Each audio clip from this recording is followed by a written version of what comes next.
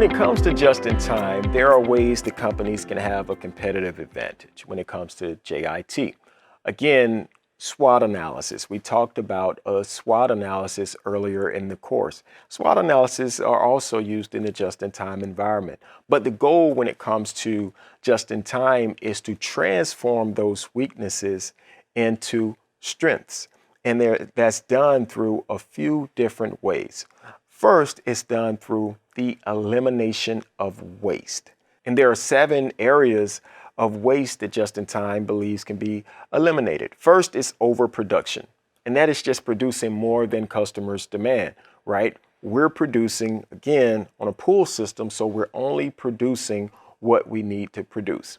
Next is waiting. This is when things are not being transported or processed, when there's a waiting game, when we're wasting time, basically. So imagine going in a restaurant and you're ready to place your order, but there's no cashier there to take your order. That's considered waiting. The customer is waiting. That is a waste that can be eliminated.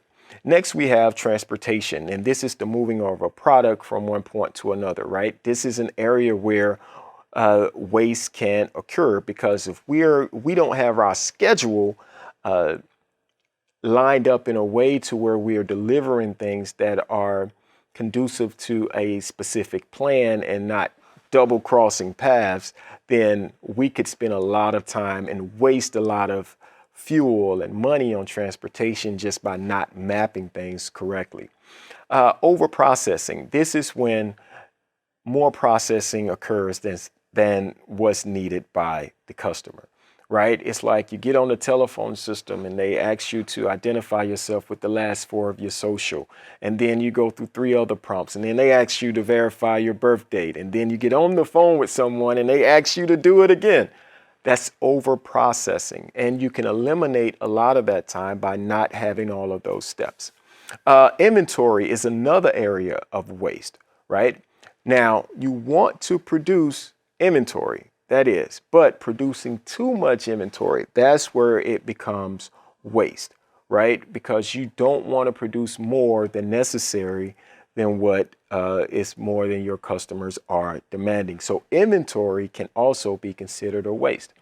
Next is motion or movement. Remember, having customers in close proximity is one of the ways that just-in-time simplifies the production process, right? So when it comes to motion or movement, taking those bathroom breaks all at once help minimize that motion or movement. And then defects, things such as scrap or rework that are no cost or value add. Anytime you have to do something over because it was done wrong the first time, that rework can be costly.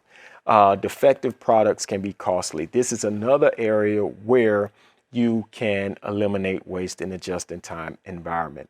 Now, another area where you can transform weaknesses into strengths in just-in-time is people utilization. Are you utilizing the people that you have on your team in a way that they can be utilized? Are you cross-training employees?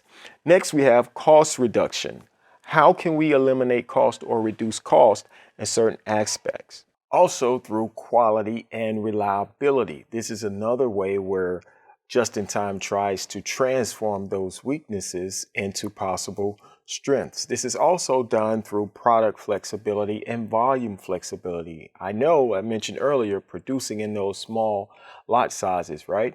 But again, this is all driven by those orders, that pull system that takes place in just-in-time. And then lastly, we have delivery dependability. These are all areas where just-in-time seek to consistently improve in order to improve operating efficiency.